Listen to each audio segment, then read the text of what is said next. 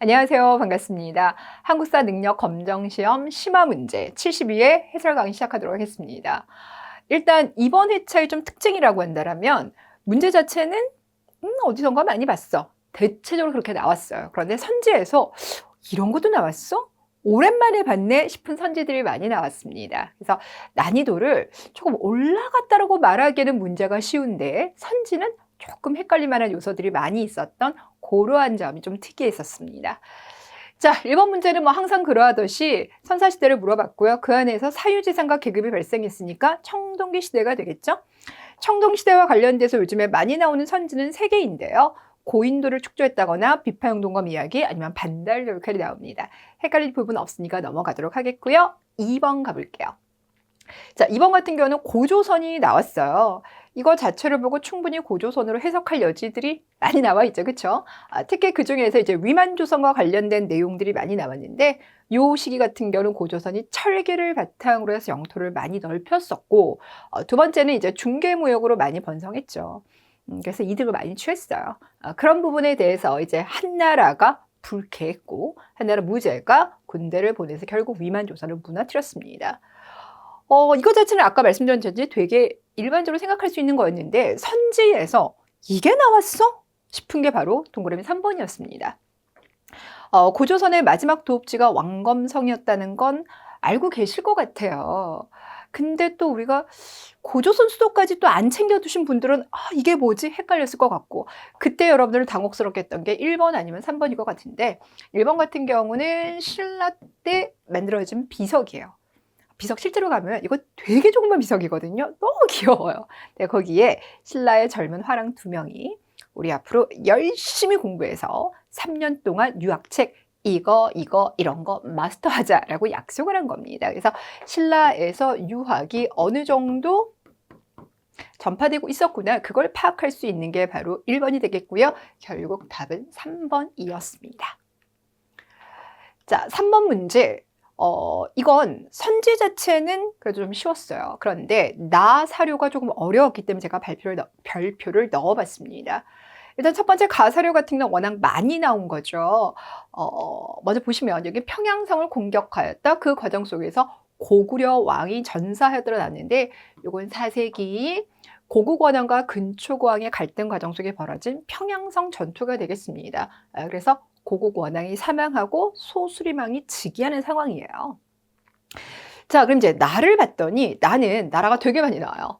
백제도 나오고 고구려도 나오는데 두 나라가 서로 공격합니다. 이렇게 나와요. 근데 이제 제3자로 신라가 나오더니 신라의 이사부가 나오게 됩니다. 일반적으로 여러분들이 이사부라고 생각하면 지중왕 시기 때 지금의 울릉도, 그러니까 예전에 우상국이었죠. 거기를 복속했던 인물로 알고 있어요.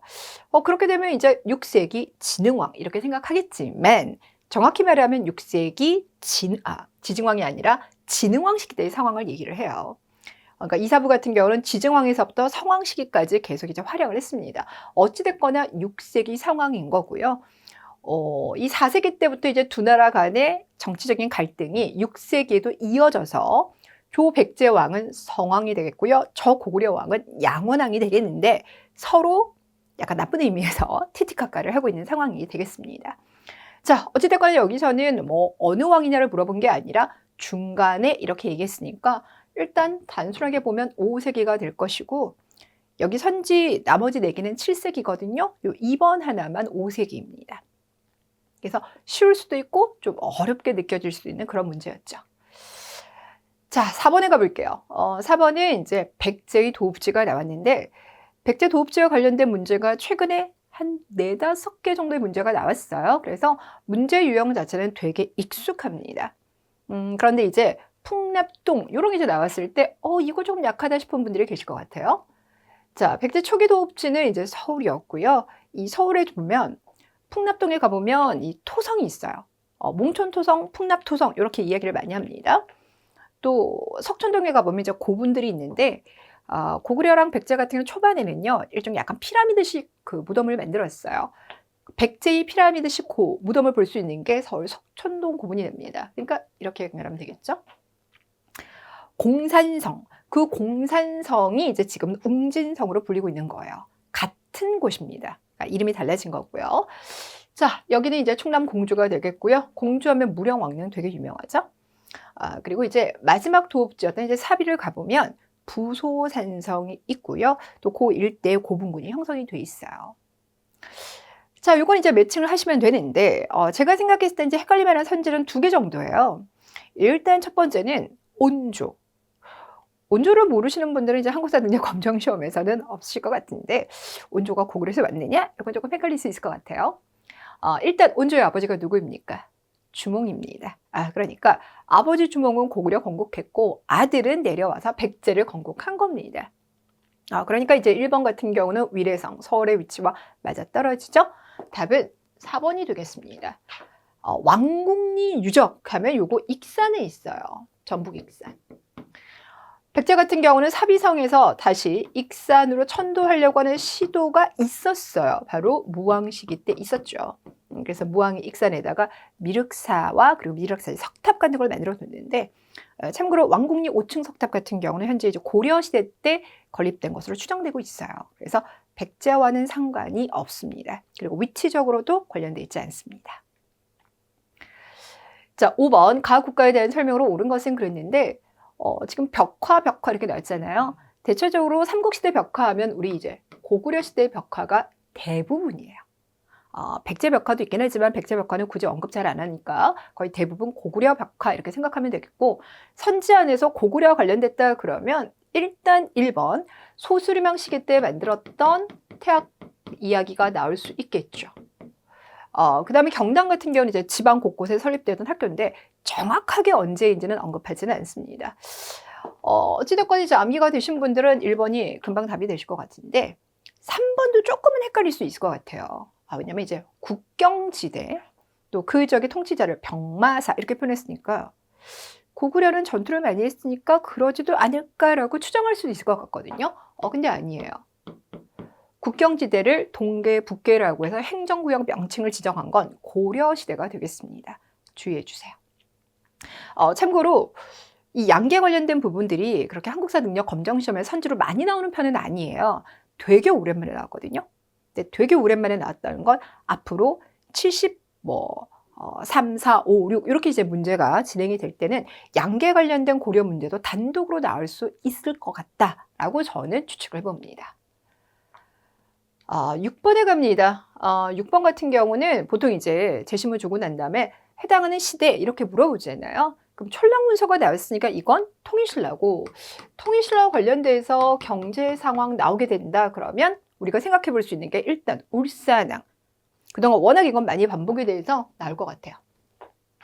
자, 답은 이제 5번 울산왕을 금방 찾는데 4번 선지를 제시한 이유가 얘도 방금 전이랑 똑같습니다. 덩이세가 중요하긴 하지만 한능검에서 최근에 잘 안 나왔는데 되게 오랜만에 나왔어요. 그러니까 한 10회차 정도에선 덩이세가 거의 안 나왔던 것 같거든요. 그러니까 되게 오랜만에 나왔지만 앞으로 나올 가능성이 있다라는 거죠. 그래서 이 덩이세 같은 경우는 특히 이제 금관가야가 철을 가지고 이것저것 잘 만들었잖아요. 그 중에 하나가 저겁니다. 그래서 앞으로 금관가야 답 중에서 덩이세 부분이 나올 수 있다는 거 염두에 두시면 좋겠습니다. 자, 7번입니다. 7번에서 정해공주가 나왔는데요. 정해공주 하면 발해에서 가장 오래 통치했던 왕이 발해문왕이죠. 근데 발해문왕 같은 경우는 워낙 이분이 오랫동안 통치를 해요. 거의 60여 년 가까이 통치를 하거든요. 그러다 보니까 이제 자식들을 먼저 이제 저 세상으로 보내는 경우가 있었는데 둘째 딸과 넷째 딸이 먼저 갔어요. 제가 항상 이제 수업 시간에 이제 암기하라고 농담 반 진담 반을 하는 게 자식을 먼저 떠나보냈는데 이때 이제 둘째 딸이 정해공주고요. 넷째 딸이 정효공주예요. 그러니까 아비의 마음이 얼마나 한이 많겠어요. 그러니까 한숨을 쉴 때 항상 해휴, 해휴 이렇게 쉰다고 말을 해요. 자, 어찌됐거나 이제 요 제시문을 통해서 발해를 생각해 보면 되겠고, 발해 관련돼서 많이 이제 나오는 유형이 발해의 통치 기간을 물어보는 경우가 있어요. 그래서 이번 문제 같은 경우도 이제 정당성, 그리고 정당성을 이끄는 최고의 수장을 대내상이라고 하거든요. 그게 나왔습니다. 자, 요런 문제가 조금 재미없다고 느껴지는 이유가 뭔가 스토리로 기억할 만한 게 없잖아요. 그렇죠? 단순 암기죠.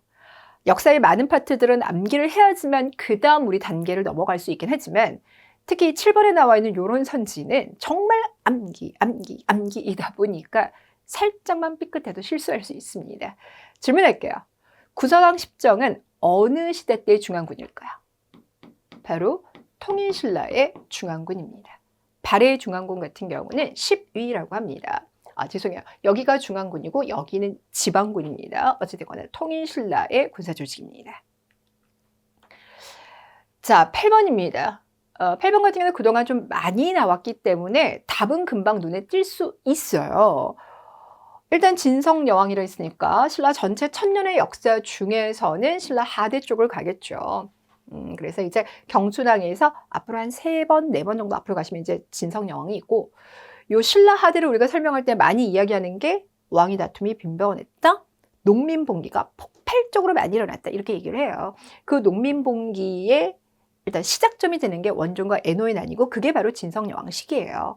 그럼 이렇게만 보면 여러분들이 3번 이렇게 될 텐데, 근데 이제 제가 2번과 4번을 왜 가졌는지 아시겠죠?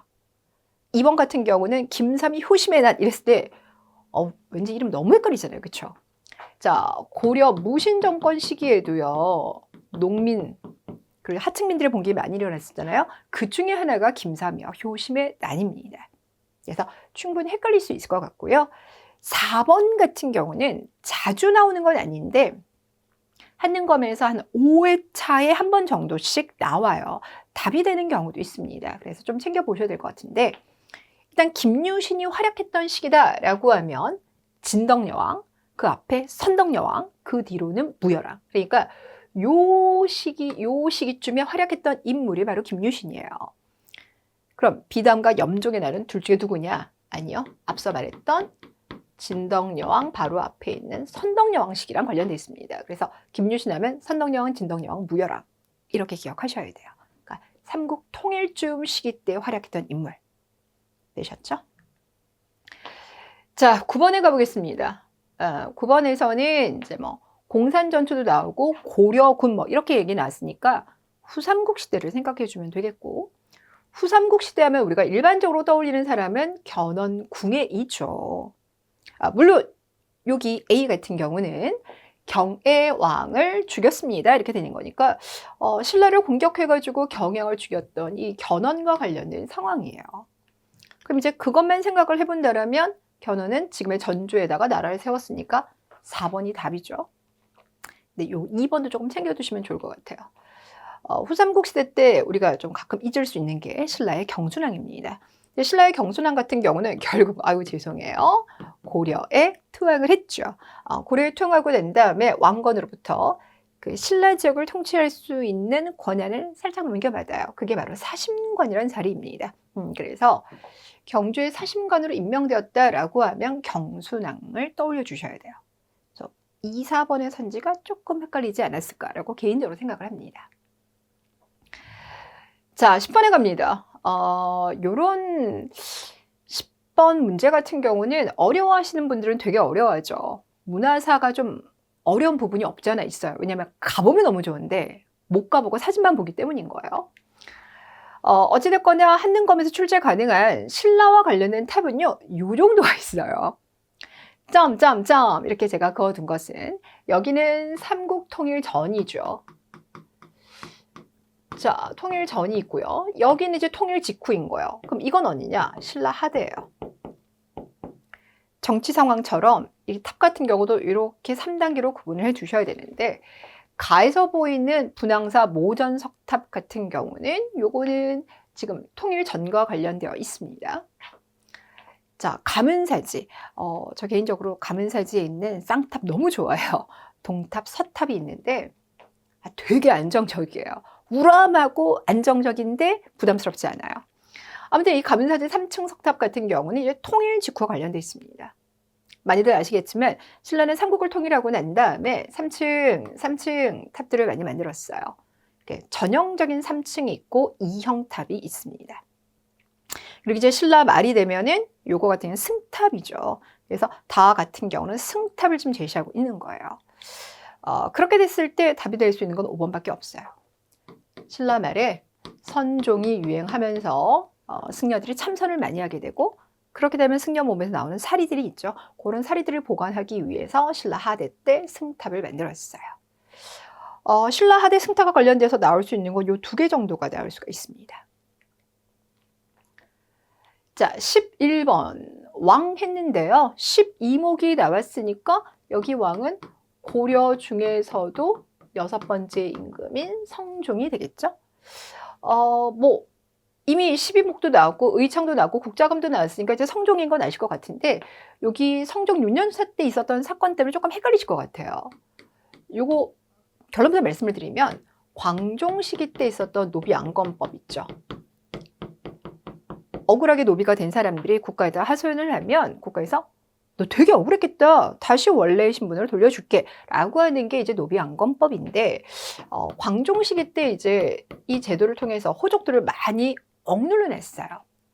근데 이제 성종 시기가 되면 약간의 반동작용이라고 할까요?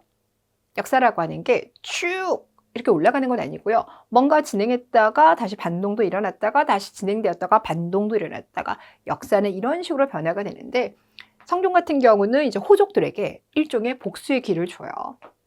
그래서 원래 네 노비였는데 노비가 국가에다 하소연해서 노비에서 벗어났어? 하지만 주인의 입장도 들어봐야 되니까, 주인 너는 어떻게 생각하니? 네가 그거 만약에 반격하고 싶으면 기회 주겠어 라고 한 겁니다. 이게 바로 노비 환천법이에요. 그래서 이때 풀려났던 사람들이 다시 노비가 되기도 했습니다. 그러니까 반동작용이라고 생각하시면 됩니다. 뭐 이렇게 얘기하고 나면 성종과 관련돼서 나올 수 있는 건 최승로의 시무 28조 정도가 되겠죠? 문제 되게 평이했어요. 12번도 마찬가지입니다. 12번 같은 경우는 그동안 이제 한능검에서 많이 나왔던 고려가 거란, 여진, 몽골 이들을 상대로 해서 어떤 대응을 했느냐를 하면서 특수군들 문제를 많이 냈어요. 그 중에서 이제 현종도 나오고 초조대장정도 나왔으니까 이건 거란 대비랑 관련됐죠. 그러기 위해서 만든 게 광군입니다. 답은 3번. 자, 13번.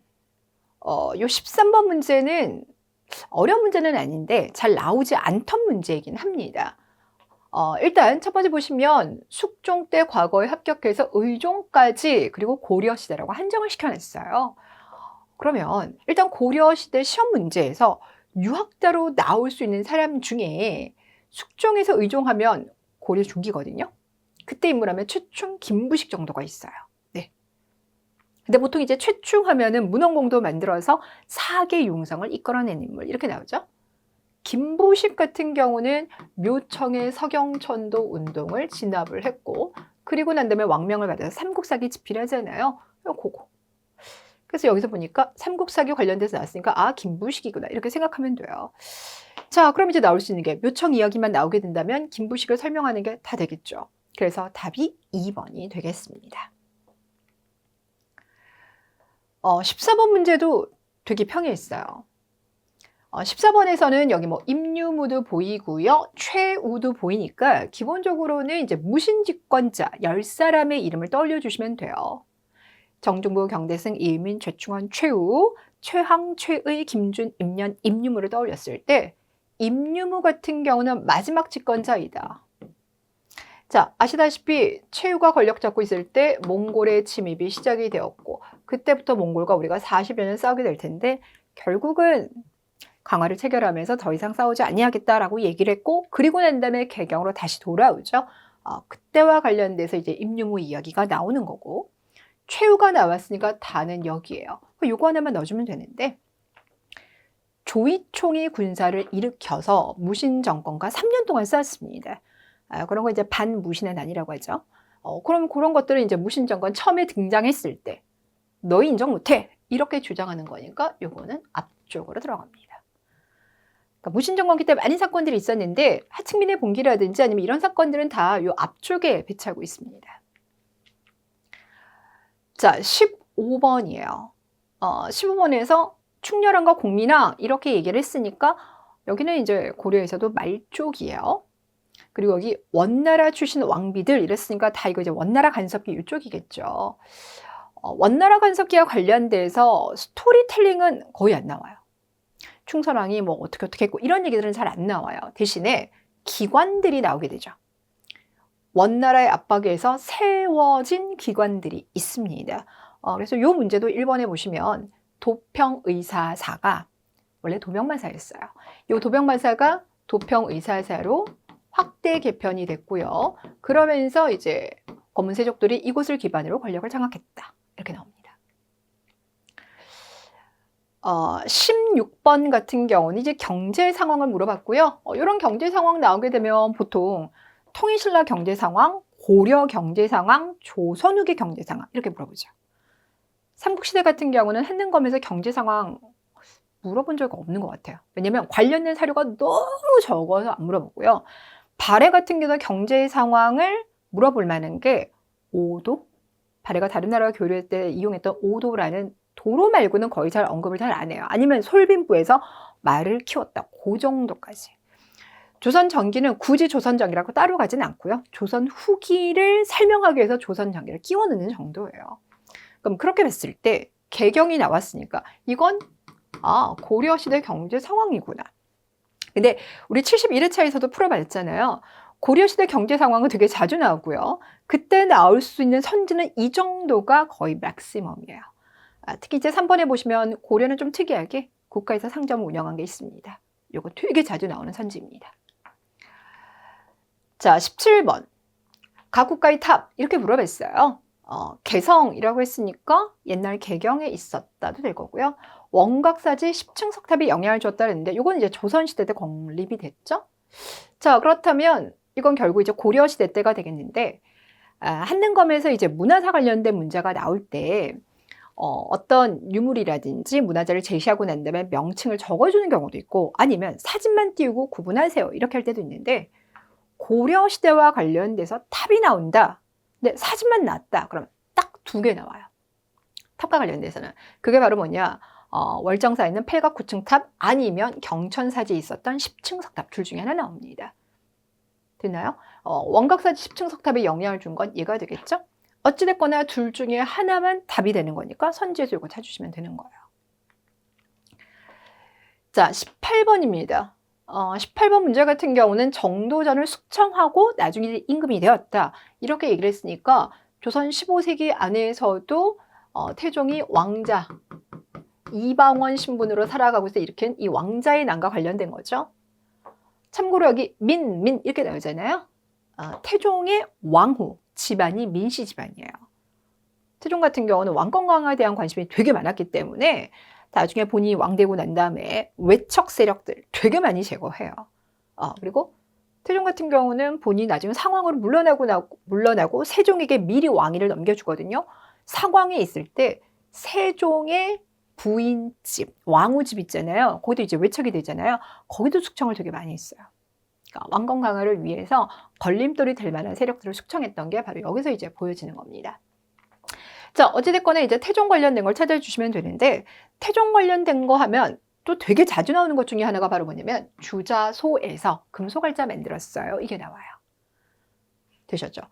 조선시대 때 금속활자 되게 많이 만들어요.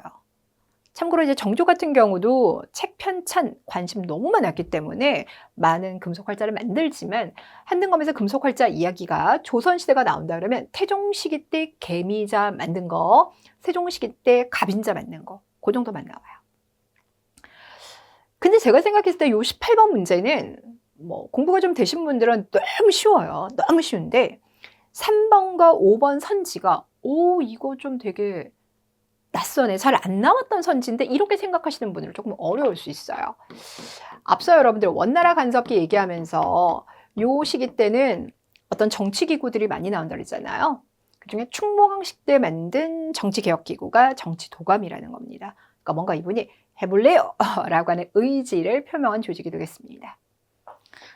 유자강, 남이 이렇게 나오는데 여러분들 세조 같은 경우는 단종이 왕이 되었을 때 개유정난이라는 이제 일종의 쿠데타를 통해서 사실상 권력을 장악했잖아요.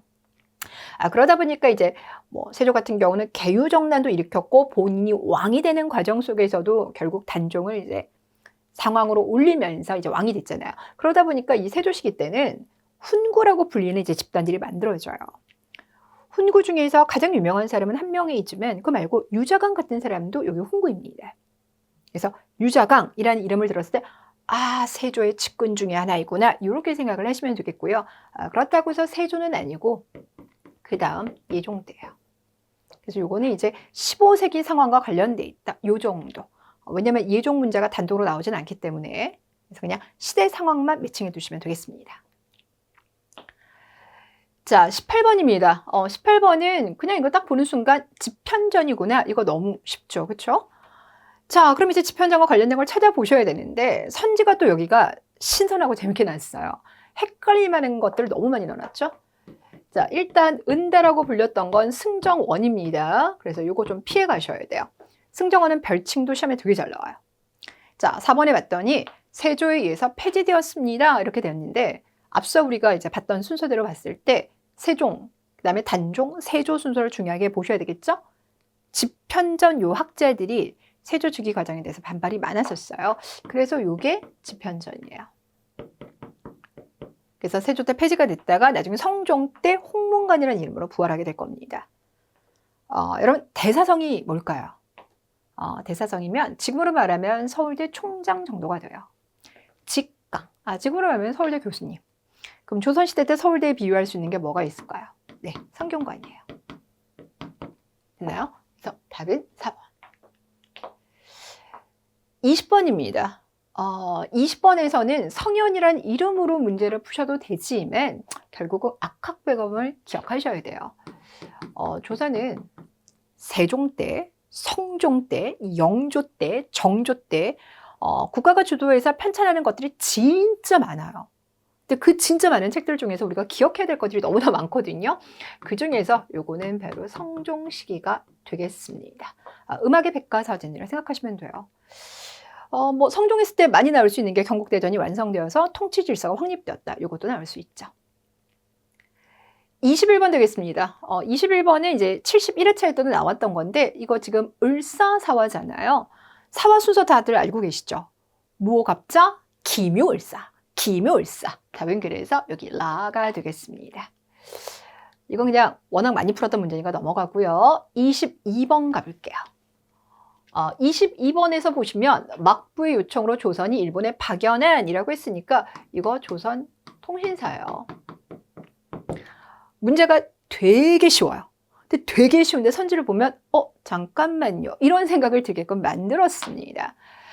일단 2번에 보시면 비밀리에 보냈다라고 하는데 이거 강화도 조약 체결하고 난 다음에 고종이 일본 어떻게 바뀌었는지 너무 궁금한 거예요. 근데 이미 국내에서는 강화도 조약 자체에 대한 또 부정적 반응이 있었기 때문에 대규모로 일본 시찰단 보내고 이거 쉽지가 않습니다. 그래서 몰래 일본에다가 조사 시찰단을 보냈어요. 그거랑 관련되어 있습니다. 사행이라고 하면은요, 이거는 꼭 일본만 말하는 건 아니고요. 명나라가 될 수도 있고 청나라가 될 수도 있고 일본이 될 수도 있어요. 어찌됐거나 공식적인 업무를 위해서 파견된 외교관들을 이제 사행 다녀온다 이렇게 얘기를 해요. 그 중에서 이제 조천록을 남겼다 그러면 이항복이라고 하는 사람이 인조가 즉위한 것에 대해서 이제 명나라에 알리기 위해서 파견이 됐는데 그때 남긴 기록이 되겠습니다. 결국 이제 여기 관련돼서 답이 5번이에요. 그러니까 아까도 말씀드렸다시피 통신사 자체는 논평이었는데 이 5번이 어려운 게 조선시대와 관련된 세계 기록 유산이 너무 많아요. 네, 너무 많은데 그 중에서 조선 통신사와 관련된 요 기록이요. 2017년에 세계 기록 유산으로 등재가 됐어요. 그러다 보니까 이거 꼼꼼하게 안 챙겨두신 분들은 통신사랑 관련된 게 들어가 있나? 이렇게 실수하실 수도 있습니다. 그래서 이 문제가 조금 어려울 수도 있는 문제가 되겠습니다. 자, 23번입니다. 23번에서는 이름을 대놓고 이제 강의안 이렇게 얘기를 했으니까 강의안의 고사 관수도를 생각해 주면 되는데 우리가 조선의 15세기 회화 작품 하면 다른 건 몰라도 요 두 개 작품 항상 얘기하죠. 고사 관수도는 이거예요. 그 선비가 흘러가는 물을 이렇게 멍하니 보면서 사색에 빠져 있는 그림이 되겠습니다.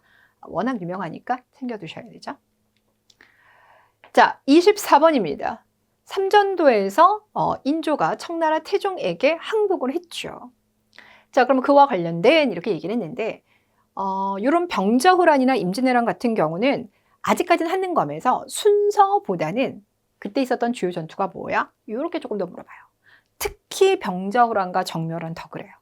임진왜란은 가끔 순서 문제가 나오기도 하지만 정묘와 병자는 순서가 나오는 게 아니라 대표적인 전투가 뭐야? 이렇게 물어보거든요. 그럼 병자호란과 관련돼서 되게 많이 나오는 게 인조가 남한산성에 고립돼 있었잖아요. 그러고 난 다음에 이제 인조가 전국에 있는 사람들에게 말합니다. 나를 구하라.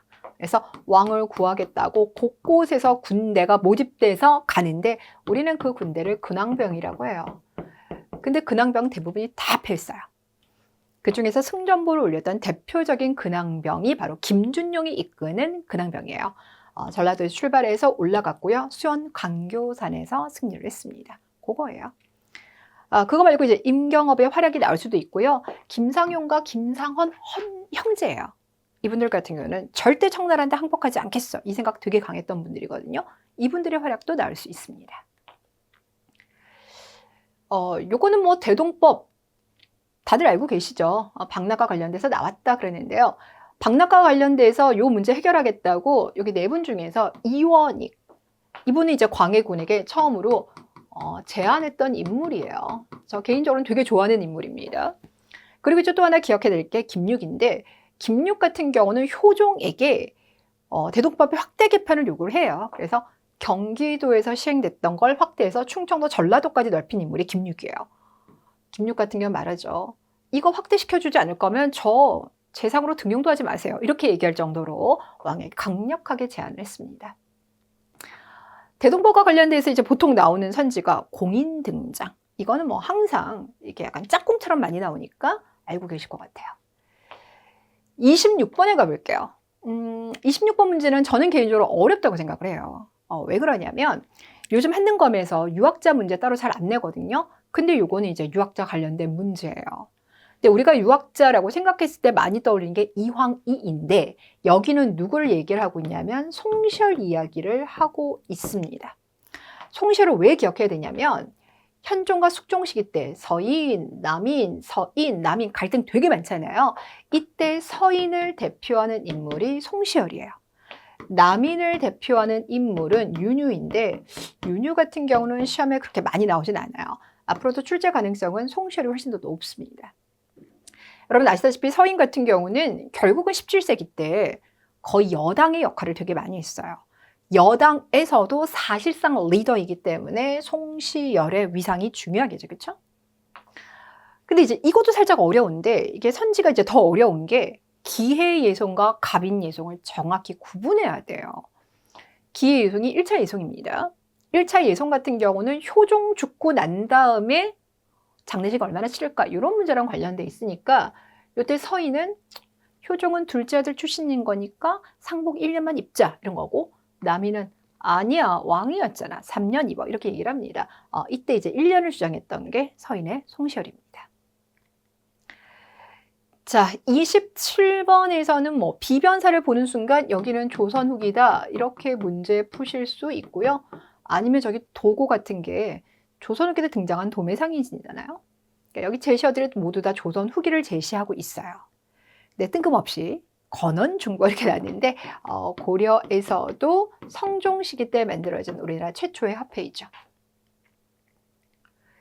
28번. 28번 같은 경우는 일단 장용영을 통해서 정조라는 걸 알 수도 있고 아니면 무해도부 통지를 아시는 분들도 있을 것 같은데 장용영이라는 이제 군대를 마련할 정도로 정조는 군사력 강화에 관심이 있었어요. 근데 군대를 마련해두면 군대 훈련시켜야 될 거 아니에요. 그 훈련서가 바로 무해도부 통지입니다. 근데 요 무해도부 통지를 편찬하는 데 있어서 같이 참여했던 사람들이 이 사람들이에요. 참고로 이덕무 박제가 서울 출신이에요. 조선시대 서울들 같은 경우는 관직에 나간다 하더라도 승진에 한계가 있었고 요직 못 받았거든요. 근데 정조 같은 경우는 그들을 아주 높은 자리까지는 못 주지만 그래도 왕이 챙길 만한 자리에 하위직으로 둬요. 그래서 중요한 사업에다가 많이 끼워줍니다. 그래서 정조시대 이야기할 때 저분들 많이 나와요. 어찌됐건 이제 모든 건 정조를 이야기하고 있고 정조와 관련됐을 때 규장각 이야기 안 나올 수 없죠. 29번에서부터는 이제 개항기로 들어가겠습니다. 자, 신문 매칭해야 되는데요. 1번에서 정부가 발행했다라고 하면 개화 홍보 목적으로 발행한 거잖아요. 이거 나올 때 한성숙모나 한성주보가 나와요. 서재필 하면 독립신문 나올 거고요. 손기정 이 선수가 1936년에 베를린 올림픽에 나가서 금메달 땄잖아요. 그쵸? 근데 여러분들 그 많이 아실 겁니다. 일장기를 달고 금메달 시상대에 올라가는 게 너무 속상해가지고 이렇게 그 일장기를 가렸던 부분 있죠. 그거 관련돼서 너무 죄송합니다. 동아일보입니다. 동아일보에서 1936년에 관련된 기사를 내보냈어요. 상업 광고. 요거 한성주보랑 관련돼 있는데요. 한성주보가 이제 정부에서 발행했잖아요.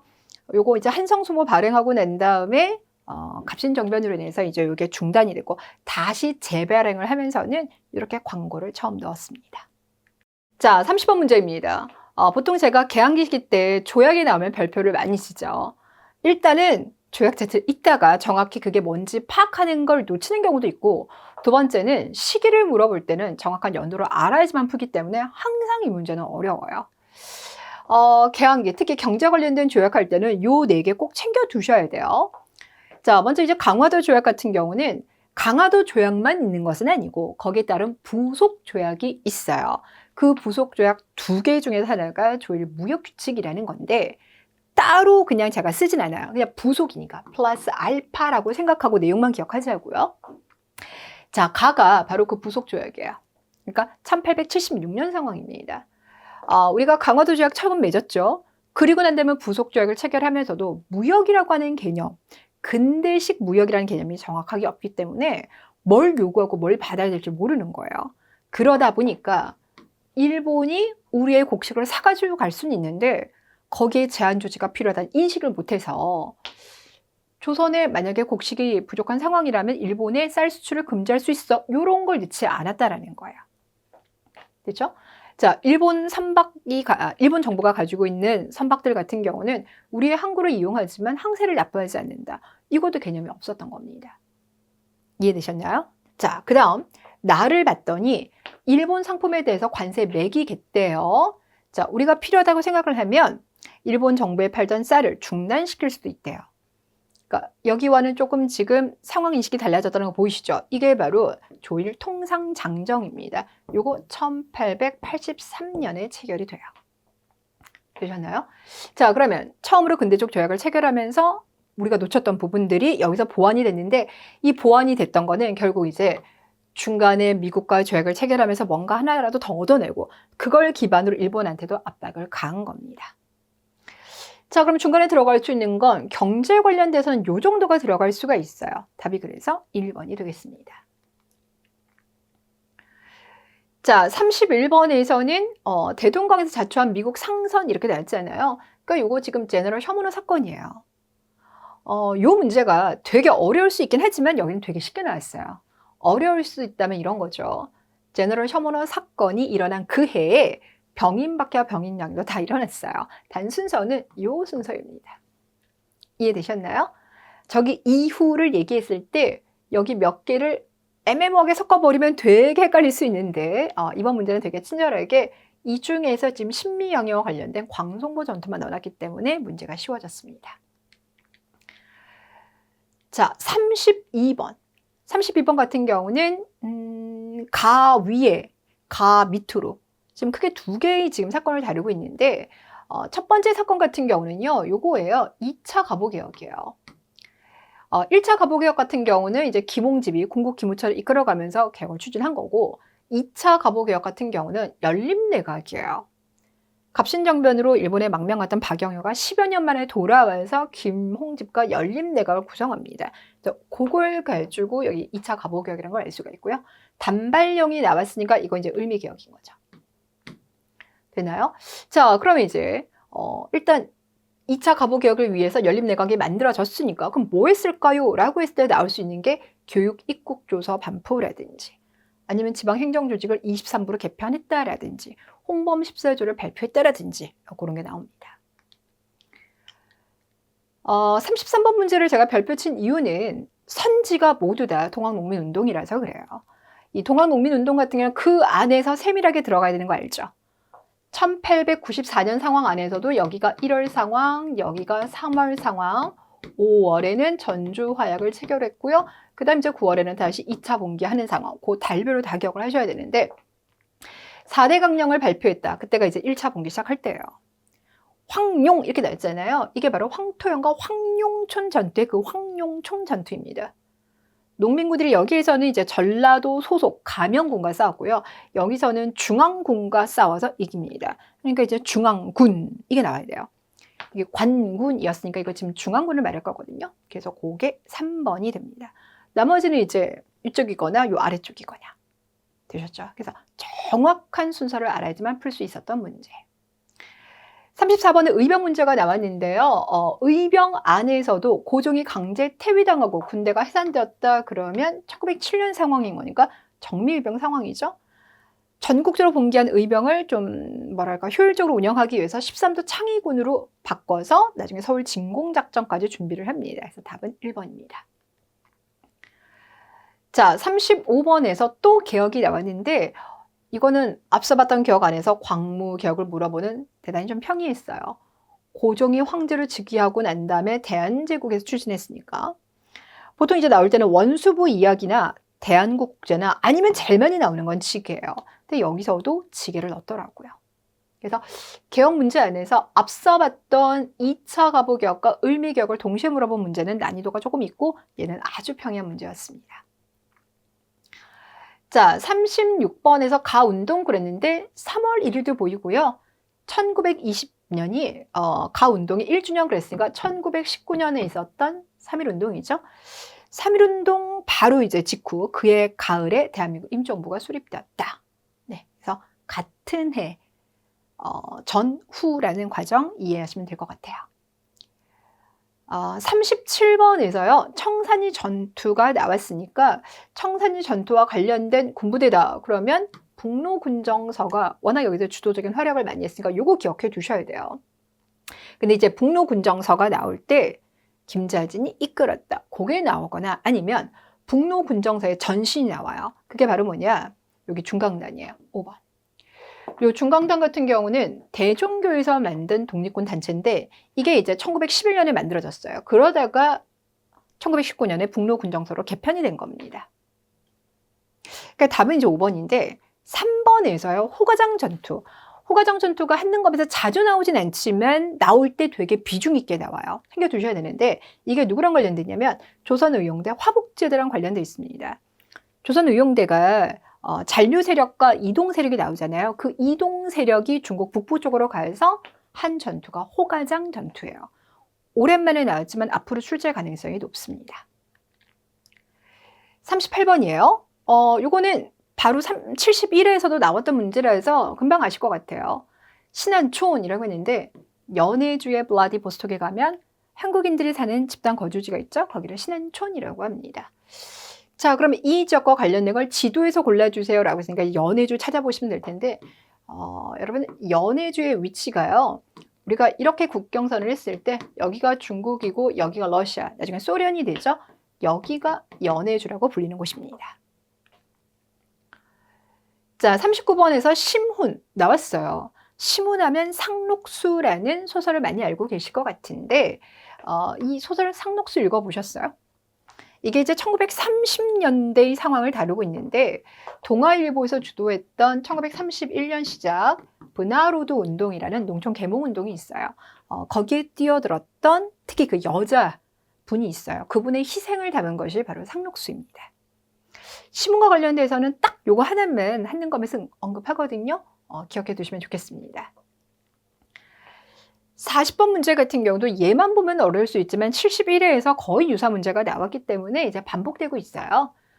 제가 71회에서도 말씀을 드렸는데 오늘날에도 백화점 하면 뭔가 쇼핑의 메카 같은 느낌인 거잖아요. 그게 1930년대 때 이제 본격적으로 우리나라에 등장하기 시작을 합니다.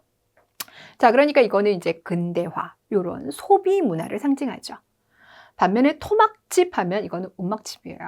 그러니까 정말 사회 최하층들이 도시 근교에서 사는 형태가 되겠습니다.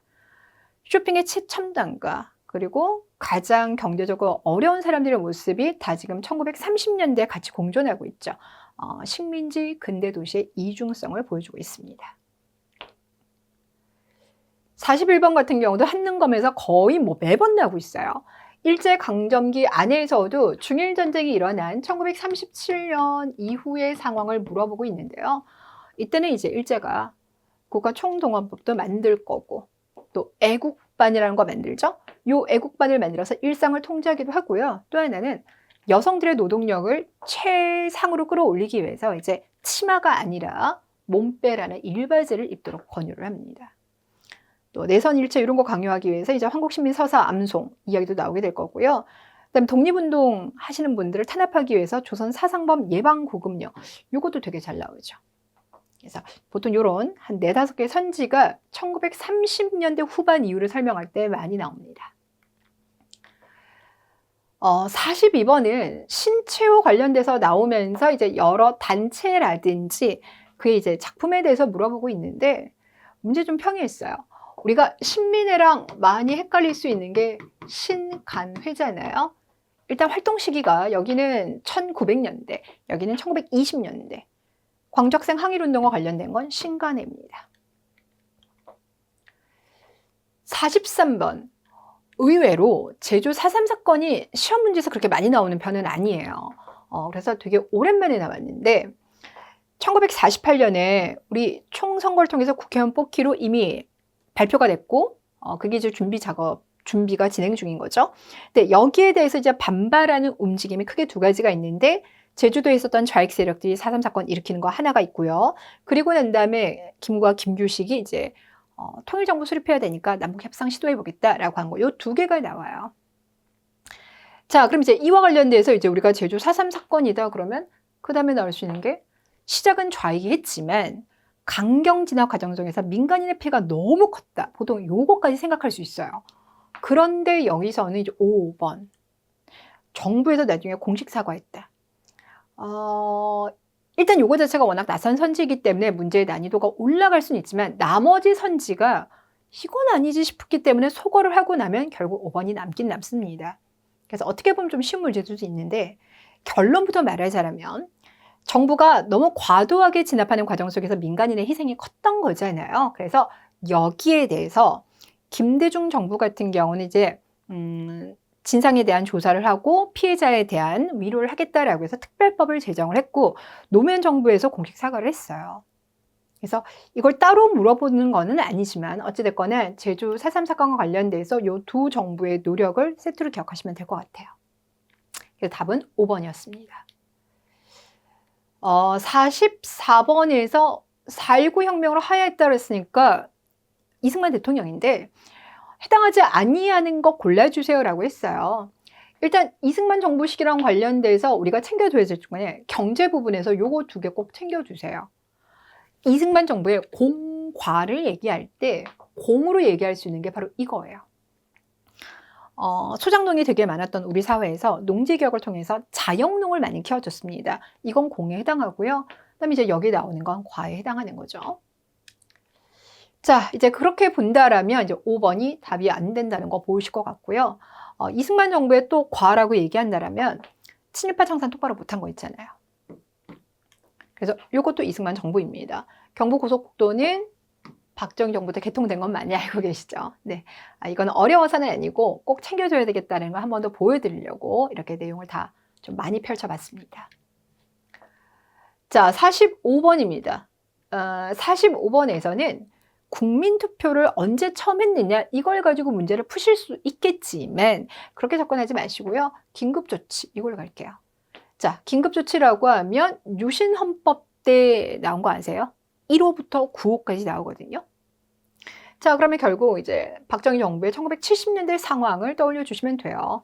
그럼 그와 관련돼서 나머지 선지는 전혀 헷갈릴 게 없는데 1, 5번이 그나마 조금 헷갈릴 수는 있을 것 같아요.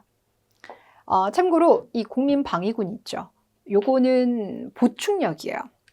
굳이 지금으로 말하면 예비군, 민방위 약간 그런 느낌인데 6.25 전쟁 터지자마자 3일 만에 서울을 빼앗길 정도로 초반에 우리가 너무 열세였잖아요. 그러다 보니까 이제 군 병력들 많이 필요를 하다 보니 보충력을 편성하게 됩니다. 이게 바로 국민방위군이에요. 근데 이제 나중에는 이분들에게 가야 될 옷이라든지 식사가 제대로 지급되지 아니함으로 인해서 이분들이 굶어 죽거나 아니면 동사 당하는 경우가 되게 많았었어요. 그래서 그 사건 관련해서 나옵니다. 그러니까 이거는 이제 이승만 정부인 거고요. 유신헌법에서 대통령은 간선제로 뽑은 거 아시죠? 이때 통일주체국민회의에서 대통령 뽑았습니다. 자, 46번 같은 경우는 일단 전두환의 1980년 5월에 경험했으니까 5.18 광주 민주화 운동을 얘기를 하는 거잖아요. 그와 관련돼서 연장선까지 가야 되는 거니까 아, 이거는 우리 지금 여기 이제 6월 민주항쟁 관련된 거다라고 파악하시면 될 것 같아요. 자, 그럼 6월 민주항쟁의 결과 2번이 답이 되는 건 여러분들 되셨죠? 얘가 답입니다. 자, 그런데 이제 여기 4번 있잖아요. 삼선개헌 반대 범국민투쟁위원회. 이게 되게 오랜만에 선지가 나와서 앞으로 나올 것 같거든요. 여러분 삼선개헌 반대 언제 나왔을 것 같아요? 일단 이승만 정부는 아니에요. 이승만 정부 같은 경우는 재선까지 하고 나중에는 3선이 아니라 그냥 무한대로 가겠다라고 해서 초대 대통령 임기 제한을 없애는 4.4.5.입 개헌을 한 거거든요. 그래서 3선 하게 되면 이거 박정희 대통령 시기인 1969년 상황이에요. 박정희 대통령 시기 때 헌법 3번 바꾼 거 아세요? 5, 6, 7. 그 5차, 6차, 7차 개헌이 다 박정희 정부 시기 때인데 그 중에 이제 하나가 박정희 대통령이 다 3선까지는 하면 안 될까요? 라고 했던 게 1969년 상황입니다. 그래서 요거 앞으로 가능성이 있기 때문에 챙겨두시면 좋습니다. 47번, 48번은 통사 문제가 나왔는데요. 통사이지만 어렵지는 않게 나왔어요. 일단 보시면 노급을 배제하고 이렇게 나왔는데 노급 폐지한다, 관료전 지급한다. 통일신라 신문왕 때 토지제도 이고요. 나를 봤더니 전시가를 제정하였는데 처음으로 제정하였다라고 했으니까 고려 5번째 임금인 경종 시기 때 만들어진 시정전시과예요. 그 다음에 여기서는 도평의사사가 보이니까 이건 고려 말 상황이다. 근데 고려 말에서 봤더니 토지를 경기도 토지만 주겠다 이렇게 나왔잖아요. 고려시대 토지제도인 전시과는 전국 토지를 관리들에게 월급 형태로 이제 지급을 할 건데 요거 같은 경우는 전국 토지를 나눠주는 건 문제가 많으니까 그렇게 하지 말고 과전법이라는 경기도 토지만 나눠주자라고 해서 고려 마지막 공량왕 시기 때 나온 겁니다. 시기는 공량왕인 거지만 사실상은 정도전 조준이 주도합니다.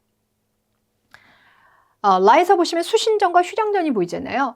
이거는 공무원, 관료가 받는 게 아니라 관료의 유가족이 받아요. 조선 초까지만 하더라도 관료가 사망했을 때, 그러니까 우리 아버지가 가장이었잖아요. 근데 우리 아버지가 일찍 사망했는데 우리 집에서 그거 먹고 살 길이 없을 때 그 유가족에게 챙겨줬던 토지가 수신전과 휴량전입니다. 그게 이제 과전법하에서는 가능했어요. 근데 점점 시간이 지나가니까 새로운 관료들에게 나눠줄 토지가 부족했다. 그래서 조선 세조 때 직전법이라고 해서 수신전, 휴량전 앞으로 안 돼. 안 돼. 그래서 이를 없애고가 바로 그겁니다. 안 되고 현직에 있을 때만 토지를 주겠어 라는 직전법으로 바꿨어요. 그럼 순서는 그대로 가겠죠? 가에서 라 순서 연결해 주시면 돼요. 자, 그러면 48번에서 이제 기역이 통일신라 신문왕이었고 니은은 조선의 세조였는데 매칭을 해보시면 기역 같은 경우는 법흥왕이에요. 법흥왕 시기 때 이것저것 만든 건 되게 많거든요. 율령도 만들었어요. 상대등이란 귀족 대표도 뽑게 했어요. 병부, 국방부를 만들어서 본격적인 정복전쟁을 표방하기도 합니다. 구조오소경, 신라가 통일하고 난 다음에 전국 조직 개편해야 되는데 이 신문왕이 10여 년 통치하면서도 정말 귀신 같은 능력으로 신라 사회를 안정시키거든요. 그때 나왔던 지방제도입니다. 6조의 판서들은 왕에게 직접 보고하라. 이거는 조선에서도 이제 왕권 강화에 대한 욕심이 많았던 태종과 세조 때의 모습이 되겠고요. 초계 문신제는 정조가 젊은 관리들은 내가 직접 재교육했으면 좋겠는데 라고 해서 규장각에 불러서 본인이 직접 재교육시켰던 겁니다. 자, 그러면 요거 두 개가 답이 되겠네요. 니은, 디귿.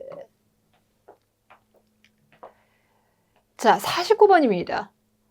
현대 정부 중에서 어디입니까? 이렇게 물어봤는데 이게 보통 이제 사회정책이잖아요. 한능검에서 사회정책 했을 때 제일 많이 나올 수 있는 게 일단 박정희 정부이지만 전두환 정부도 사회정책 관련돼서 나올 게 많죠. 강온 전략을 구사해서 일단 언론을 통제한다거나 삼청교육대를 만드는 건 이제 강경체로 가는 거지만 교복 도발 자유화라든지 해외여행 자유화라든지 야간 통행 금지 같은 경우는 온건책에 들어가죠.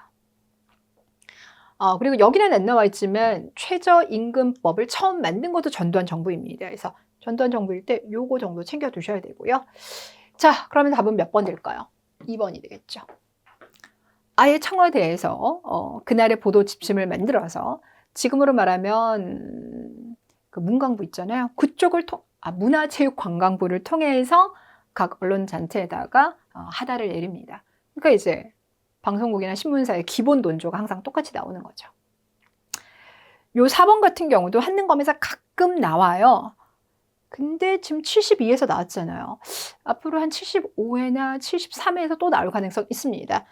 호주제가 폐지된 건 노무현 정부예요. 챙겨주세요. 마지막 문제입니다. 우포늪을 통해서 창녕이라는 걸 아실 수도 있을 것 같아요. 워낙 다큐멘터리로 경남 창녕이 많이 나왔으니까 이렇게 푸실 수도 있을 것 같고요. 아니면 요걸로 푸셔야 되는데 진흥왕 시기 때 세운 비석 하면 여러분들이 일단 순수비 많이 아시죠? 4개의 순수비가 얘예요. 근데 여러분 순수라는 의미가 뭔지 아세요? 순수는 순수하다가 아니라 오늘날에도 대통령이 해외 가면 순방 갑니다 라고 하잖아요. 예, 그거랑 유사 개념이에요. 왕이 본인의 영토를 직접 돌아다니는 걸 순수, 순방은 다른 나라를 방문하는 경우를 말하는데 참고로 이 4개가 순수비이지만 정확히 말하면 창녕비는 진흥왕이 간 건 아니에요. 이해되셨어요? 그래도 그냥 일반적으로 포함을 시킵니다. 그래서 여기는 척경비라는 게 정식 명칭이에요. 되셨나요? 자, 그러면 이거 같은 경우는 이제 대가야 정복 직전의 상황을 담아서 만든 거고 창녕인 거니까 대가야 쪽 위치를 고려한다면 아래쪽이 되겠죠. 자, 이렇게 해서 72회 문제를 풀어봤고요. 앞서 우리가 문제 푸는 방식을 조금 바꿔서 이번 회차 같은 경우는 선지 안에서 헷갈릴 만한 부분들이 있었기 때문에 그걸 집중적으로 비교를 해봤습니다. 도움이 되셨길 바라겠고요. 저는 73회에서 다시 한번 찾아뵙도록 하겠습니다.